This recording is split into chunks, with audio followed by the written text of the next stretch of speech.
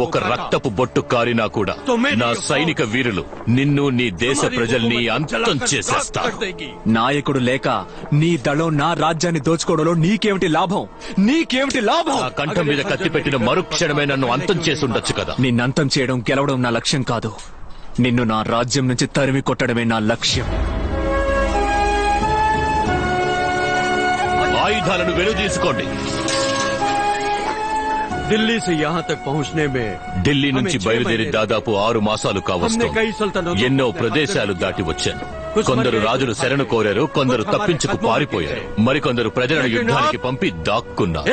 కానీ ఆంధ్రుడు అయిన నువ్వు మాత్రమే ధైర్యంగా నా ముందుకొచ్చి నిలబడి.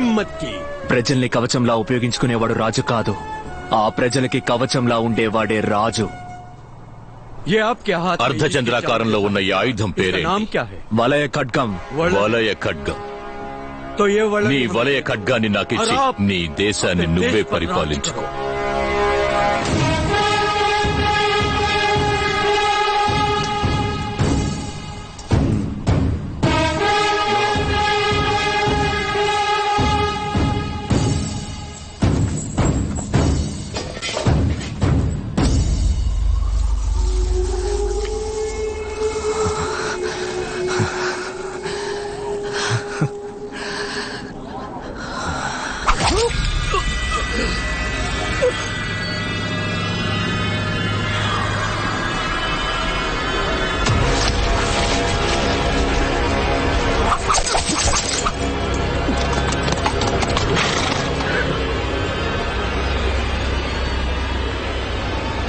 నీ దేశాన్ని వదిలేయగలను, కానీ నా కంఠం మీద కత్తి పెట్టిన నిన్ను వదిలిపెట్టలే.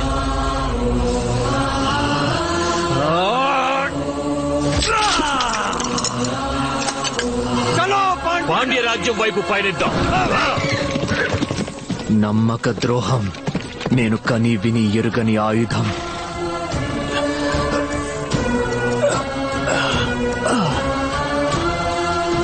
నలభై వేల మంది వీరులతో 5,000 మంది తలపడ్డం ఒకెత్తైతే శూల వ్యూహంతో తలపడ్డం మాత్రం ఒకెత్తు. పరదేశీయుల్ని పరిపాలించడానికి అనుమతిస్తే మన సంప్రదాయం అంతమైపోతుంది. మన భాషని మనకి దూరం చేసి వాడి భాషని మన మీద రుద్దుతాడు. హక్కున చేరనివ్వం, ఎవ్వరిని హక్కున చేరనివ్వం.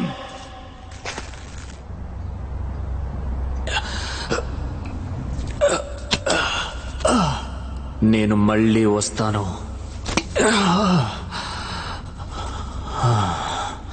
నా పుడమిని కాపాడుకుంటాను.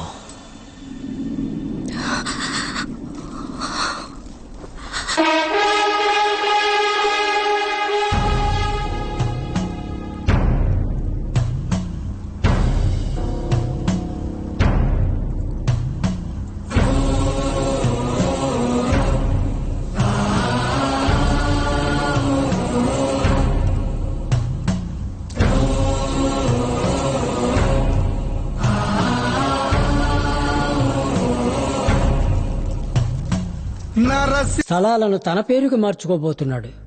రేపు వాడు వాటిని ఒక విదేశీ కంపెనీకి అమ్మేసి వెళ్లిపోతాడు. ఆనాడు ఆంగ్లేయులు వచ్చినట్టు ఈ రోజు ఇంకొకళ్ళు వస్తారా? ఆంధ్రుడి భూమి ఆంధ్రుడి దగ్గరే ఉండాలి. నువ్వు బాధ్యత ఉన్నవాడివో లేనివాడివో నాకు తెలియదు, కానీ ఈ అంతఃపురానికి సంబంధించి నువ్వు రాజువి. నువ్వు చల్లగా ఉండాలి.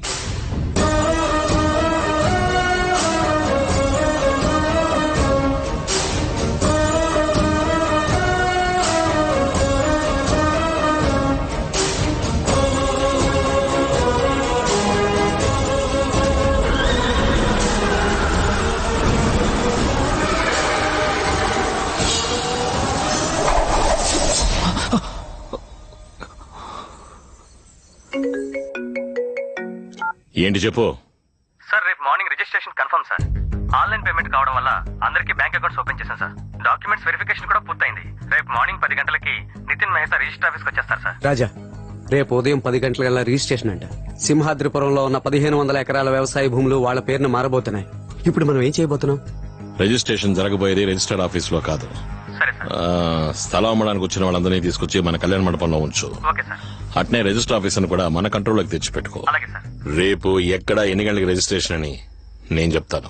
మనమేం చేయబోతున్నాం అనే దానికంటే శత్రువులు ఏం చేయాలనుకుంటున్నారో తెలుసుకుంటే చాలు మనం ఏం చేయాలో అర్థం అవుతుంది. పో, వెళ్ళి ల్యాప్టాప్ తీసుకురా. అలాగే రాజా.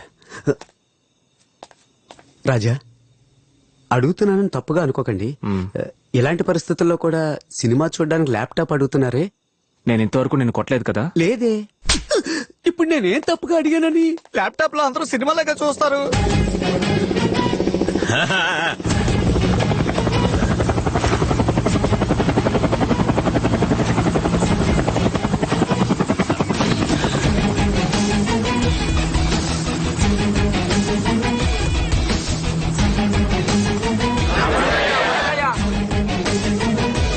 రండి, రండి.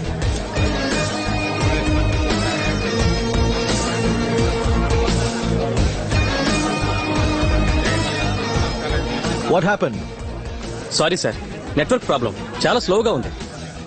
సార్ మీరు రిజిస్ట్రేషన్ మొదలెట్టండి సార్. సార్కి బోర్డు పనులుంటాయి. సార్, అందరికీ ఆన్లైన్ లో పేమెంట్ వచ్చిందన్న మెసేజ్ వచ్చిన తర్వాతే రిజిస్ట్రేషన్ పెట్టుకోగలం. ముందు నెట్వర్క్ సంగతి చూడండి.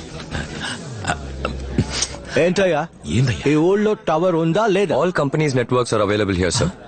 అన్నా ఓసారి చూడన్నా.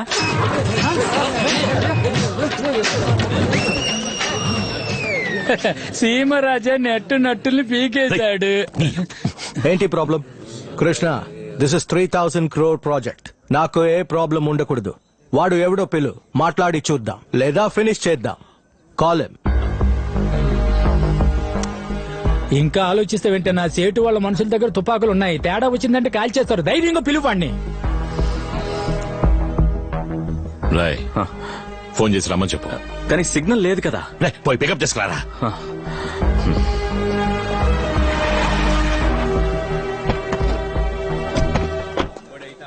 ఏ రాళ్ళు రాలేదా?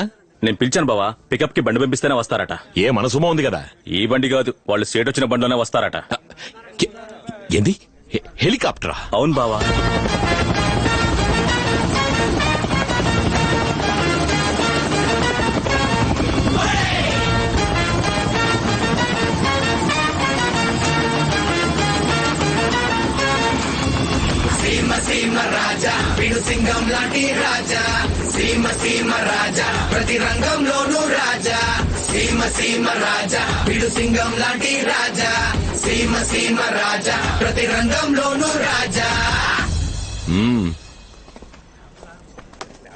హలో, ఏంటి మ్యాన్, నీ ఏరియా డెవలప్ అవడం నీకు ఇష్టం లేదా?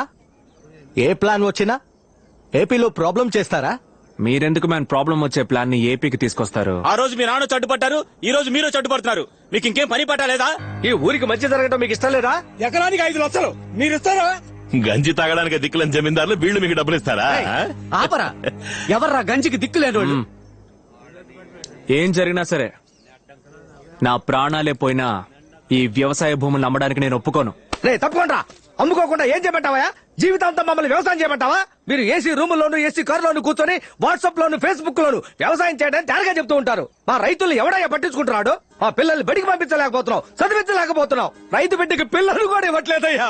ఇదిగో వీడికి 40 ఏళ్ళు వచ్చాయి, ఇంకా పెళ్లి కాలేదు.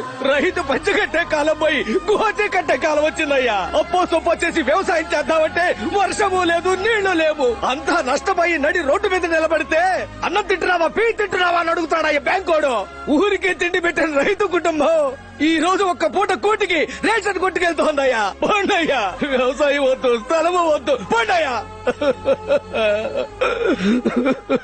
మీరు చెప్పేదంతా నిజమేనయ్యా, కానీ రేపే వర్షం కురిసి నూతిలో నీళ్లు ఊరితే పనిముట్లు తీసుకుని వ్యవసాయం చేయడానికి వెళ్ళరు? ఈ స్థలాన్ని అమ్మితే చదువుకొని నీ కొడుకుని చదివించొచ్చు, పెళ్లి కాని నీ కూతురికి పెళ్లి చేయొచ్చు. కానీ స్థలాన్ని అమ్మేసిన 6 నెలలలోపు మనం నడి రోడ్డు మీద ఉంటాం. గాలి మరలు పెట్టడానికి స్థలం కొన్నాడు, రేపు ఆడి కాళ్ళు వచ్చి తప్పుకోమంటాడు. ఎక్కడికి వెళ్తారు చెప్పండి? పాలరాజన్ ఒక పెద్ద ఆయన ఉండేవారుగా, ఆయన కూడా మీలాగే ఎకరానికి వీళ్ళు 3 లక్షలు ఇస్తానన్నారని గాలి మరలు పెట్టడానికి స్థలాన్ని నమ్మి తీసుకున్న డబ్బు ఎలా ఖర్చు అయిపోయిందో తెలియక చివరికి ఆయన స్థలంలో ఆయనే వాచ్మెన్ గా పనిచేశారు. కష్టాల్ని తట్టుకోలేక ఆత్మహత్య చేసుకున్నాడు అంటున్నారు. కానీ నిజమేంటో గాలి కృష్ణని అడిగితే తెలుస్తుంది. ఇక్కడి నుంచి ఎంతమంది రైతులు కూలి పనులకని, వాచ్మెన్ పనులకని హైదరాబాద్ కి, వైజాగ్ కి, రాజమండ్రికి వెళ్లారో తెలుసా మీకు? ఈ రోజు వ్యవసాయం పరిస్థితి దారుణంగా ఉండొచ్చు, బ్యాంకోడు నీచంగా మాట్లాడొచ్చు, రైతు గోచి కట్టుకోవచ్చు.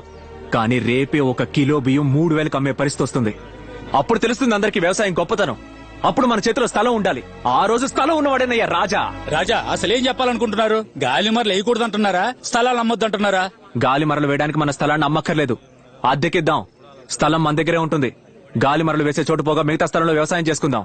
నీళ్లుంటే వ్యవసాయం, నీళ్లున్నా లేకపోయినా ప్రతి నెల ఆదాయం. ఏంది ఎండిపోయిన ఈ బీడు భూములకి అద్దె? ఏ మేడ మీద పెట్టే సెల్ ఫోన్ టవర్లకే ప్రతి నెల 10,000 ఇస్తున్నప్పుడు గాలి మరలు పెట్టడానికి స్థలం ఇస్తున్నారు, వాళ్ళకి ఎందుకని డబ్బులు ఇవ్వకూడదు?